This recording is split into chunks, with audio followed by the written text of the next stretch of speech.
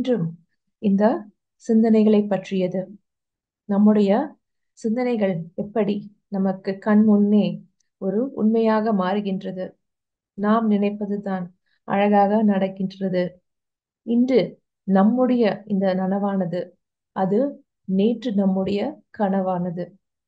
இது நமக்கு நிறைய நேரம் புரிவதில்லை. ஆனா அதுக்கு நிறைய இப்போ அறிவியல் பூர்வமாக ஆராய்ச்சிகள் நிறைய செய்திருக்கிறார்கள். அதை அதனுடைய தொடர்ச்சியாக இன்று சில விஷயங்களை நாம் தெரிந்து கொள்வோம். இன்று டாக்டர் தீபக் சோப்ரா அவர்கள் சொன்ன ஒரு விஷயம் நம்முடைய மனதை பற்றியது. The mind is everything. What you think you become. நம்முடைய பத்ரிஜி அவர்களும் இதை பற்றி நிறைய நிறைய சொல்லியிருக்கின்றார்கள். உனக்கு என்ன வேண்டுமோ அதை பற்றி மட்டும் நினைத்துக்கொள். உனக்கு தேவையில்லாத விஷயங்களை, உனக்கு வேண்டாம் என்று நினைக்கும் விஷயங்களை அதை பற்றி ஏன் நினைத்துக் கொண்டிருக்கின்றாய்? அது உனக்கு தேவையே இல்லை. உனக்கு வேண்டாம் நினைக்கும் போது அதை பத்தியே உன்னுடைய மனம் ஏன் செல்கின்றது? ஒரு அழகான ஒரு வெள்ளைத்தாள் இருந்தாலும் அதில் இருக்கும் அந்த சின்ன கருமையை நோக்கி நம்முடைய கவனம் செல்வதைப் போல நம்முடைய எண்ணங்களும் எப்பொழுதும் அந்த ஒரு சின்ன ஒரு குறுகிய வட்டத்திற்குள்ளே இருந்து கொண்டே இருக்கின்றது. அதனால அந்த ஒரு சின்ன ஒரு வட்டத்திலிருந்து வெளியே வந்து, ஆஹா, அருமையான ஒரு உலகம் நம்மை சுற்றி மிகவும் பெரிதாக இருக்கின்றது என்று அதை கொஞ்சம் கொஞ்சமாக புரிந்து கொள்வது. வெளியே மட்டுமா? இல்லை, உங்களுக்குள்ளேயும் ஒரு பெரிய உலகம் காத்து கொண்டிருக்கின்றது உங்களை புரிந்து கொள்வதற்காக. தியானம் அதற்கு மிக மிக உதவி செய்கின்றது. அதனால இந்த தியானத்தின் மூலமாக நாம் நமக்கு வரும் எந்த ஒரு பிரச்சனையாக இருந்தாலும் சரி, இல்லை சந்தோஷமாக இருந்தாலும் சரி, அதில் நடுநிலைமையை எப்படி வகிப்பது என்பதுதான் நாம் நம்முடைய வாழ்க்கையில் கொண்டு செல்லும் மிக மிக ஒரு முக்கியமான ஒரு குறிக்கோள். அதனை நாம் இப்பொழுது எப்படி இன்னும் கொஞ்சம் அழகாக புரிந்து கொள்வது. சயின்டிபிக் எவிடன்ஸ் கொஞ்சம் இருக்கு, அதை பற்றி நாம் இன்னும் கொஞ்சம் தெரிந்து கொள்வோம். நேற்று 2 விஷயங்களை பற்றி நாம் தெரிந்து கொண்டோம். ஒன்று நியூரோபிளாஸ்டிசிட்டி பத்தி தெரிஞ்சுக்கிட்டோம், பிளாசிபோ எஃபெக்ட். நியூரோபிளாஸ்டிசிட்டி தான் என்னது? அந்த நம்முடைய மூளையானது பிறந்த பொழுது இருந்த அந்த ஒரு மூளை கிடையாது, அப்படியே இருக்கிறது கிடையாது. கொஞ்சம் வளைந்து நெளிந்து எப்படி கொஞ்சம் கொஞ்சமாக தேவையான செய்திகள், தேவையில்லாத செய்திகள் எல்லாவற்றையும் வளர்த்து நம்முடைய எண்ணங்களுக்கு ஏற்றாற் போல அது புதிய புதிய நியூரான் செல்ஸ் எல்லாம் எப்படி உருவாக்கி நம்மை ஒரு அந்த ஸ்ட்ராங் அண்ட் வைஸ் பர்சன் சொல்லணும், அதை போன்ற ஒரு அற்புதமான ஒரு மேன்மையான நிலைக்கு நம்மை கொண்டு செல்கின்றது. இந்த புதிதாக ஒரு எண்ணம் வரும், புதுசா ஒரு கனெக்ஷன் பண்ணி புதுசாக ஒரு நமக்கு பல்பெரிதுன்னு சொல்லுவோம்னு சொன்ன அதை போல புதிதாக ஒரு கனெக்ஷன் ஏற்படுத்தி புதிதாக தகவல்களை சேர்த்து நம்முடைய திறமைகளை நம்ம வளர்த்துக் கொள்கிறோம். அதுதான் அந்த நியூரோ பிளாஸ்டிசிட்டி. நேற்று நாம் புரிந்து கொண்டது. நாம் திறமையை வளர்த்துக் கொள்ளுதல், இல்லைன்னா பழக்க வழக்கங்கள் உருவாகுதல், அது எல்லாமே அந்த ஒரு விஷயத்துல வரும். அடுத்த விஷயத்தை பார்த்தோம், பிளாசிபோ எஃபெக்ட். அதாவது நம்முடைய நம்பிக்கைகள் எப்படி நம்முடைய இந்த உடலில் பெரும் பங்கு வகிக்கின்றது. நம்ம அந்த டாக்டர் கொடுத்த அந்த மருந்துனால தான் நான் வந்து சரியான, இந்த டாக்டர்கிட்ட போனதான் சரியாகும். பத்ரிஜி சொல்ற நோ டாக்டர் நோ மெடிசன். இது எல்லாமே இந்த கான்செப்ட்ஸ் அடிப்படையாக வைத்ததுதான் இந்த பிளாசிபோ எஃபெக்ட். சயின்டிபிக்கா அதை ப்ரூவ் பண்ணிட்டு இருக்காங்க. அது அந்த தேவையான உங்களுக்கு அந்த நேர்மறையான ஒரு எக்ஸ்பெக்டேஷன் அது உங்களுக்கு உங்களுடைய நம்பிக்கைகள் மூலமாக எப்படி வருகின்றது, அதை பொறுத்துதான் இந்த பிளாசிபோ எஃபெக்ட். இன்றைக்கு நம்ம இன்னும் 2 விஷயங்களை பற்றி தெரிந்து கொள்ள போகிறோம். ஒன்று வந்து காக்னிட்டிவ் பிஹேவியரல் தெரப்பி, சிபிடி என்று சொல்வார்கள். அடுத்து எபிஜெனெட்டிக்ஸ்.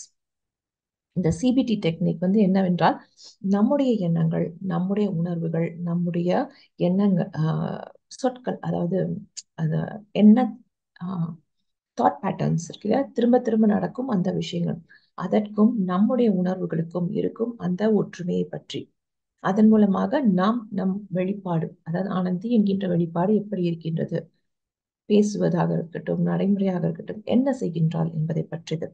அடுத்து நம்முடைய எதிர்மறை எண்ணங்கள். இதுல வந்து முக்கியமாக அவர்கள் செய்வது அந்த எதிர்மறை எண்ணங்கள், திரும்ப திரும்ப வரும் அந்த எதிர்மறை ஏதேனும் ஒன்றை எடுத்துக்கொண்டு, பயமாக இருக்கலாம், இல்லை நான் செய்ய மாட்டேன், என்னால் முடியாது என்று நினைத்துக் கொண்டு ஏதாவது ஒரு விஷயமாக இருக்கலாம்.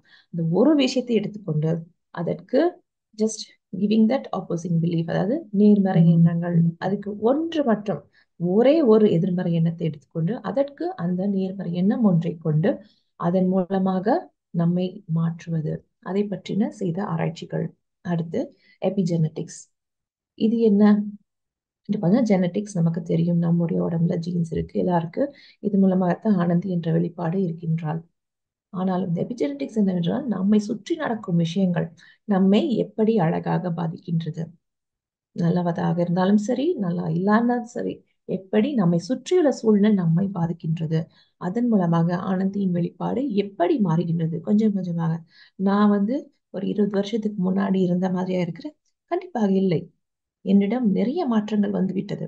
என்னுடைய எண்ணத்திலும் சரி, நான் என்னுடைய பழக்க வழக்கத்திலும் சரி, நான் ஆஹ் சென்று சேரும் அந்த கூட்டமாக இருந்தாலும் சரி, எல்லாமே மாறிவிட்டது.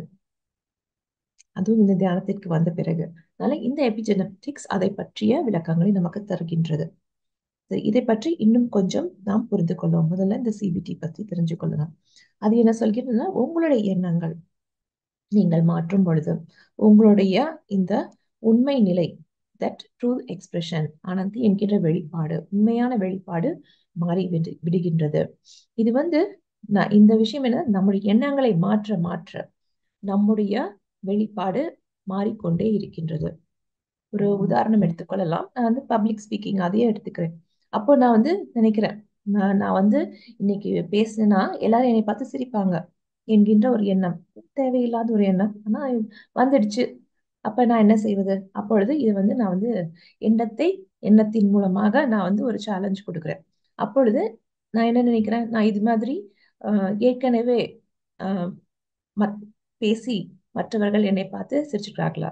இல்ல, இது முதல் முறை நான் பேச போகிறேன். அப்புறம் அப்புறம் ஏன் ஆனந்தி இதை பத்தி யோசிக்கிறேன் என்று நானே எனக்கு அந்த எண்ணத்திற்கு ஒரு எண்ணத்தின் மூலமாகவே ஒரு சேலஞ்ச் கொடுத்து கொள்கிறேன். அப்பொழுது சார் அது மட்டும் போதுமா? இல்லை, நான் இப்பொழுது என்ன செய்கிறேன், அந்த எதிர்மறை எண்ணத்தை போக்குவதற்காக ஒரு அழகான ஒரு விஷயத்தை பற்றி யோசிக்கின்றேன். அதாவது எனக்கு என்ன தேவை, மற்றவர்கள் கை தட்டுவார்கள், நன்றாக இருக்க ஆனந்தி என்று அந்த எண்ணத்தை நான் புகுத்திக் கொள்கின்றேன். அந்த எதிர்மறை எண்ணத்தை விட்டு ஒரு ஆல்டர்னேட்டிவ் தாட்ன்னு சொல்லுவேன், அந்த ஒரு தேவையான ஒரு இன்னொரு விஷயத்தை நான் என்னுடைய மனதில் சேர்த்து கொண்டிருக்கின்றேன்.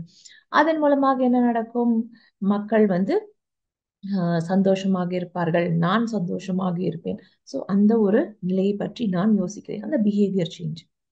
மற்றவர்கள் கூட்டமாக இருப்பவர்கள் இல்ல சிரிப்பார்கள் என்று நான் நினைத்த அந்த ஒரு விஷயத்தை விடுத்துவிட்டு, இல்லை பாராட்டுவார்கள், அதை பற்றி நன்றாக இருக்கிறது, இல்லைன்னா நீ தப்பே செஞ்சுட்டேனாலும் சரி பரவாயில்ல, அதனால என்ன, அடுத்த முறை ஒன்று இருக்கின்ற என்று மற்றவர்களும் சேர்ந்து என்னை ஊக்குவிப்பார்கள் என்கின்ற அந்த ஒரு நினைப்பை நான் கொண்டேன் என்றால் மிகவும் சரியில்லையா?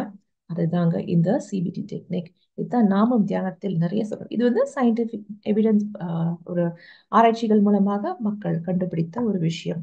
சரி, இது எங்கே எல்லாம் நிறைய அந்த சிபிடி டெக்னிக்ஸ் உபயோகிக்கின்றார்கள் அப்படி பார்த்த ஆராய்ச்சியாளர்கள் நிறைய இந்த ஸ்ட்ரெஸ், ஆங்ஸைட்டி, டிப்ரெஷன் என்று வரக்கூடிய அந்த மன உளைச்சல், மன அழுத்தல் மிகுந்த இடத்தில் இது நிறைய உபயோகிக்கிறார்கள்.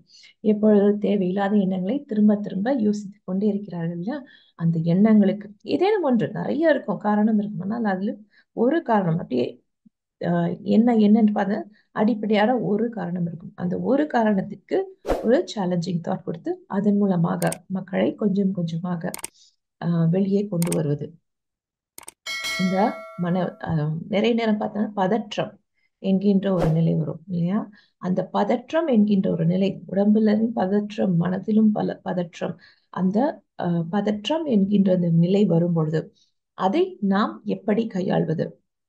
ஒருவேளை கொஞ்சம் நீர் அருந்துதல் சரியாக இருக்கும். இல்லைன்றால் அந்த ஒரு நண்பரை பார்த்து சிரிப்பது, இல்லைன்னா அப்படியே ஒரு 2 நிமிஷம் வெளியே சென்று அந்த நல்ல சுவாசம் மேற்கொள்வது என்று சில விஷயங்களை நாம் செய்யும் பொழுது நமக்கு இந்த பதற்றம் என்கின்ற விஷயம் கொஞ்சம் கொஞ்சமாக நம்மை விட்டு சென்றுவிடும். தூக்கம் இல்லாமல் போவது, எதுவா இருந்தாலும் சரி, இல்லை உறவுகளுக்குள் இருக்கும் அந்த பிரச்சனைகள் எதுவாக இருந்தாலும் இந்த சிபிடி டெக்னிக்கை நிறையவே பிரச்சனைகளை சரி செய்யும் அந்த ஒரு விஷயமாகவே உபயோகித்து என்ன ரொம்ப கஷ்டம் இல்லைங்க, சிம்பிள் தான். அந்த எண்ணங்கள் வருவதில் அந்த ஒரு எண்ணத்தை எடுத்துக்கொண்டு அந்த ஒரு எண்ணத்துக்கு ஒரு மாற்று கருத்து, ஒரு மாற்று எண்ணம், அதை கொண்டு அதை சரி செய்வது.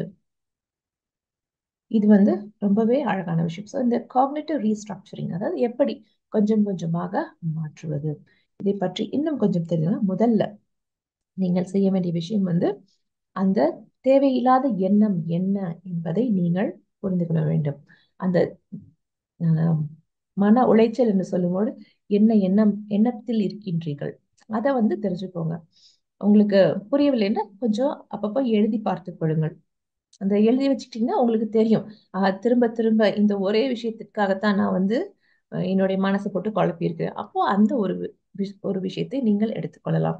அடுத்து என்ன பண்ண போறீங்க? யூ கோயிங் டு சேலஞ்ச் அந்த விஷயம். ஏன் நான் அதை பத்தி திரும்ப திரும்ப யோசிக்கின்றேன் என்று அதை பற்றி ஏன் என்று யோசித்துக் கொள்ளும். அப்பொழுது உம், அதுக்கு ஒரு சப்போர்ட்டிவ் கொஸ்டின்ஸ் சொல்லுவோம், சப்போர்ட்டிவ் தாட்ஸ். அதை அது எல்லாமே உண்மைதானா?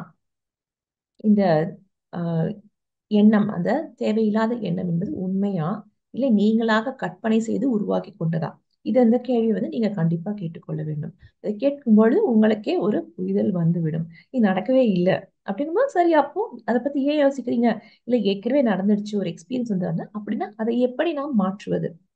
அதை நாம் புரிந்து கொள்ள முடியும் இல்லையா? இது முக்கியமான விஷயம். அடுத்து அந்த தேவையான ஆல்டர்னேட்டிவ் தாட்னு சொல்லுவாங்க, டெவலப்பிங் ஆர்டர். அது ரொம்ப முக்கியம். அதை மாற்றுவதற்கு மாற்று கருத்து என்ன?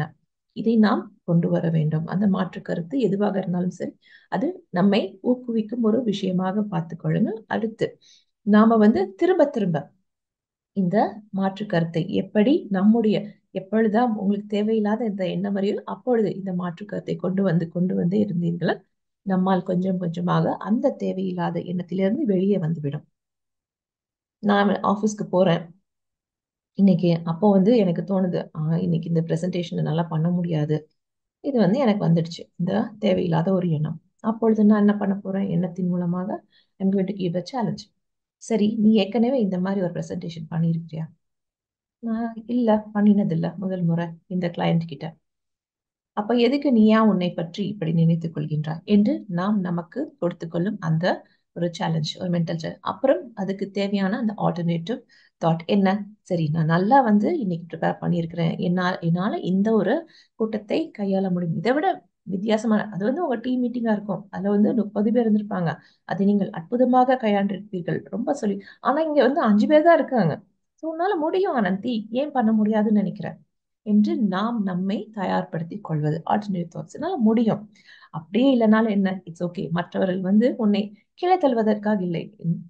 நான் இல்லைன்னா என் மேனேஜர் பக்கத்துல இருக்காங்க, ஏதாவது தப்பா சொன்னா அவங்க எனக்கு கூட செஞ்சு என்னை ஆஹ், நம்ம ஆஸ் அ டீமா பண்றோம், அதனால கண்டிப்பாக முழுமையாக சேர்ந்து விடும் என்கின்ற அந்த ஒரு எண்ணத்தை நாம் கொண்டு வருவது. இது எல்லாமே ரொம்ப முக்கியம். சரி, நம்ம இந்த தேவையில்லாத இந்த நம்ம இழுக்கும் அந்த எண்ணங்கள் என்ன? What are that cognitive distortion சொல்லுவாங்க. தேவையில்லாத எண்ணங்கள், அதாவது மன உளைச்சல் திரும்ப திரும்ப கொடுக்கும் அந்த விஷயங்கள் என்னவெல்லாம் இருக்கும் என்று சில உதாரணங்களுடன் நாம் இப்பொழுது பார்ப்போம். ஒன்று, ஆல் ஆர் நத்திங் திங்கிங் சொல்லுவாங்க. இல்லைன்னா உண்டு இல்லைன்னா இல்லை.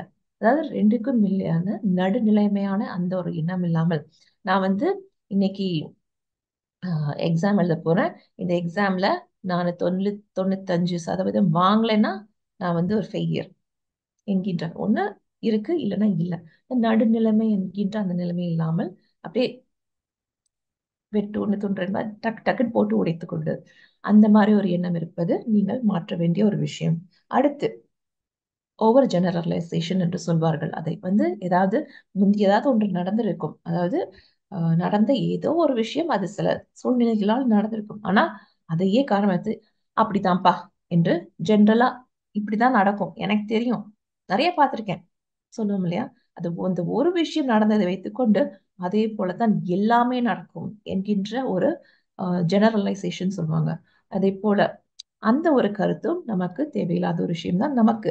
அதாவது ஏதோ ஒரு சமயத்துல நம்மளுக்கு முதல்ல கிடைச்ச ஒரு இன்டர்வியூல நம்மளுக்கு வேலை கிடைக்கல, அதனால எனக்கு வேலையே கிடைக்காதுப்பா, நம்முடைய சொல்றோம் இல்லையா? அந்த மாதிரி விஷயங்கள்.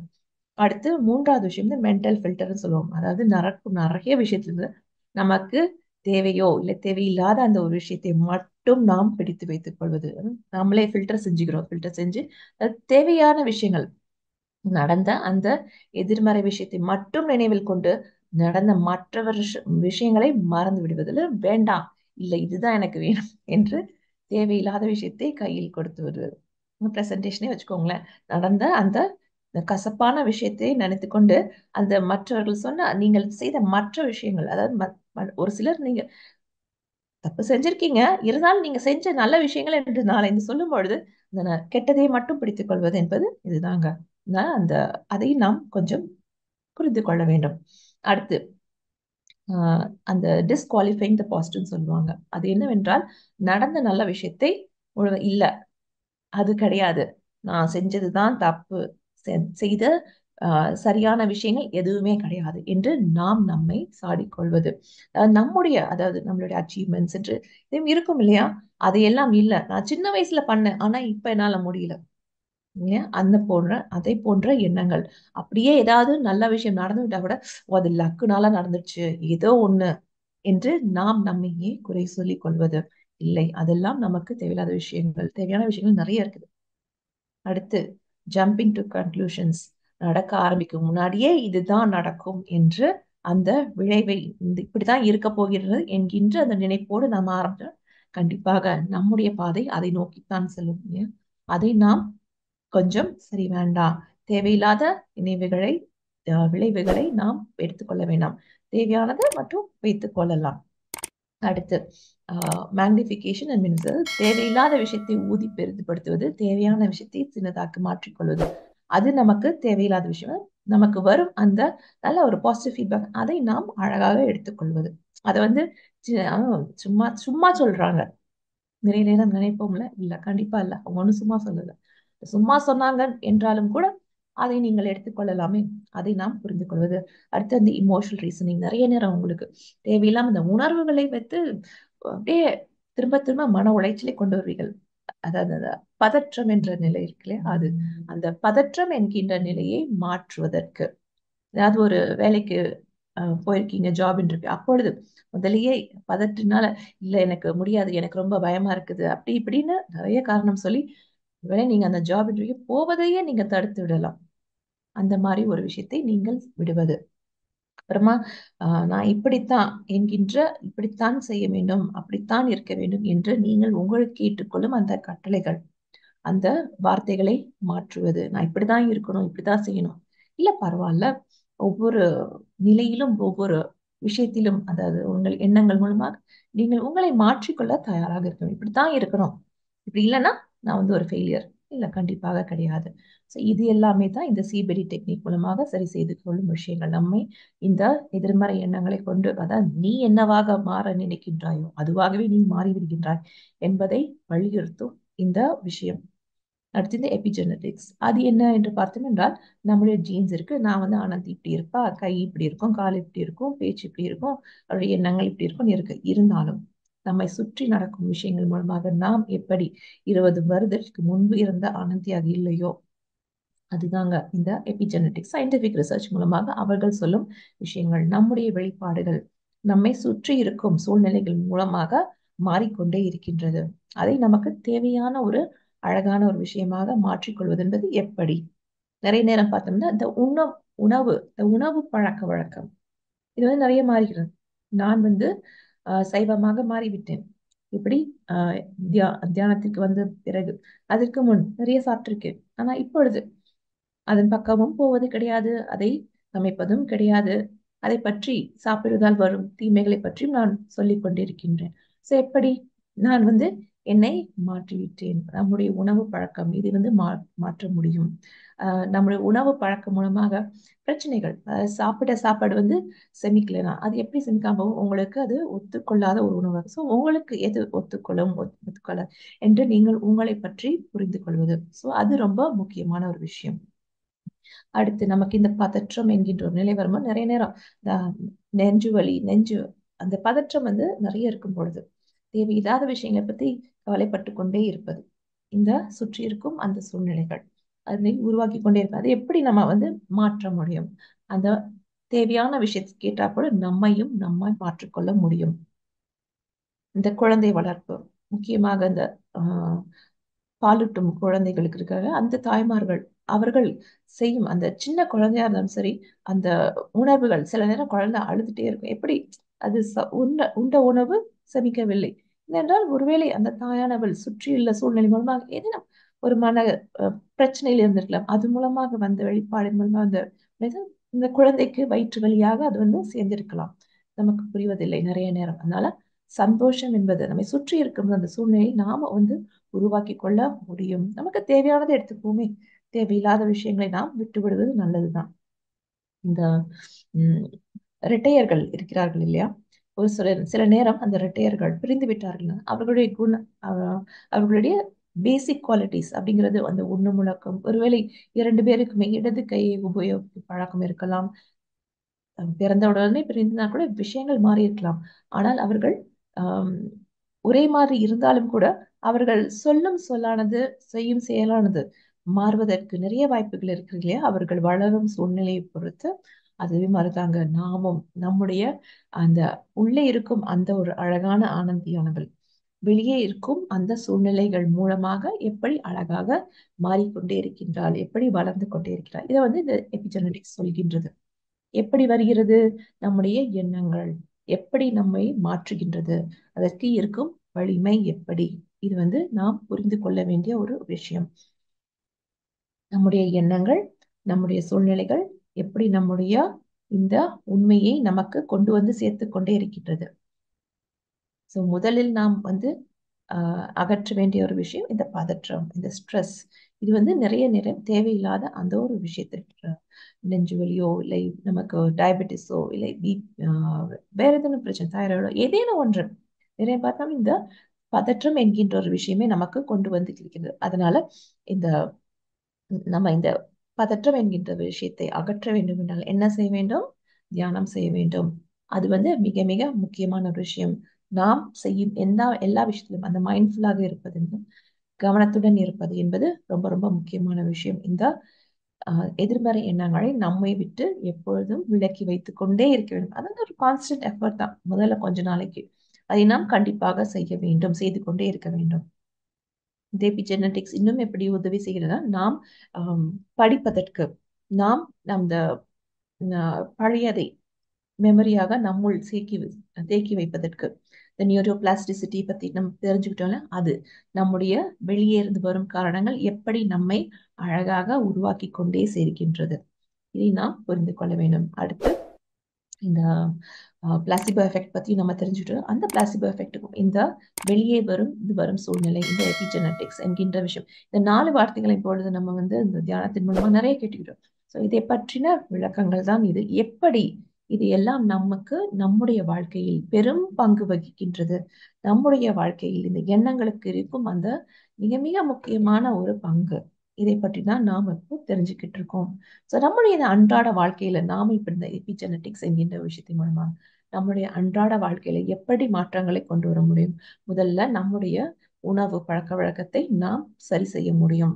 நமக்கு தேவையான அந்த உணவை கண்டிப்பாக நாம் சேர்த்து கொள்ள வேண்டும், தேவையில்லாத விட்டுவிட வேண்டும்.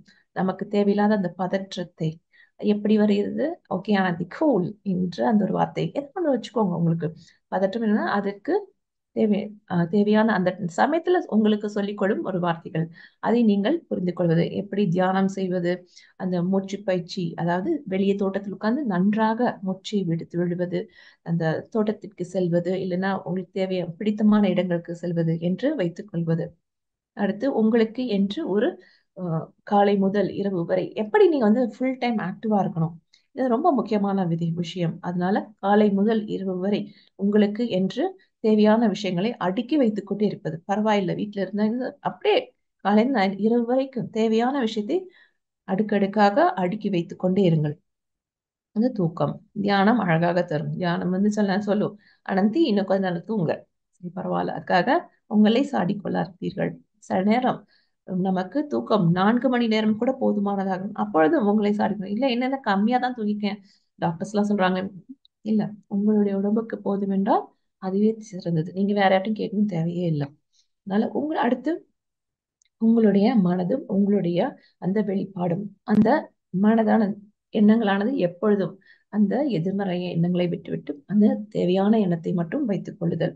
அடுத்து உங்களுக்கு இந்த சுற்றியுள்ள நண்பர் கூட்டம், அதை நீங்கள் தேர்ந்தெடுத்து உங்களுக்கு அந்த கூட்டத்துடன் அடிக்கடி, சரி உங்களுக்கு சில உறவுகளை நம்மளால விட்டுவிட முடியாது, கண்டிப்பாக இருக்கட்டும். ஆனா நீங்கள் ஒரு நாளைக்கு அவர்களுடன் எவ்வளவு நேரம் செலவு செய்கின்றீர்கள் என்பது ரொம்ப ரொம்ப ஒரு முக்கியமான விஷயம். அடுத்து நீங்கள் எப்பொழுதும் கற்றுக்கொண்டிருக்கிறீர்களா, அதற்கு நீங்கள் எவ்வளவு நேரம் செலவு செய்கிறீங்க, அந்த ஊக்குவிக்கும் அந்த பாதையில் எவ்வளவு நேரம் செலவு செய்ய, அது ரொம்ப முக்கியமான ஒரு விஷயம். இதை நாம் தெரிந்து கொள்ள இருக்க வேண்டும். அடுத்து நாம் நம்மை அந்த தேவையில்லாத ஆஹ் இடமாக இருந்தாலும் சரி, இல்லை அந்த நண்பர் கூட்டமாக இருந்தாலும் சரி, நாம் தேவையில்லை என்று கொஞ்சம் அதாவது ஃப்ரெண்ட்ஷிப் இஸ் தேர், அது அடித்தளம்.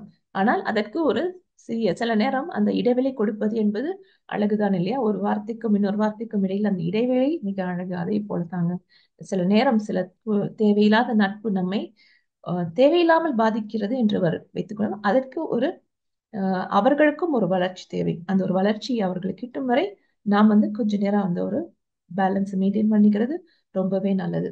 இயற்கையுடன் நேரத்தை செலவு செய்வது ரொம்ப ரொம்ப முக்கியமான விஷயம். இதுதான் நாம் நம்மை அந்த அடிப்படையாக பி கிரவுண்ட் சொல்லணும், அதற்கு மிகவும் உறுதுணையாக இருக்கிறது. நம்முடைய எண்ணங்கள் எப்படி நம்முடைய உண்மைகளாக மாறுகின்றது அப்படிங்கிறதுக்கு இது கொஞ்சம் சயின்டிபிக் எவிடன்ஸ். இதை பற்றி உங்களிடம் பகிர்ந்து கொள்வதற்கு எனக்கு வாய்ப்பு கொடுத்ததற்கு மிகவும் நன்றி.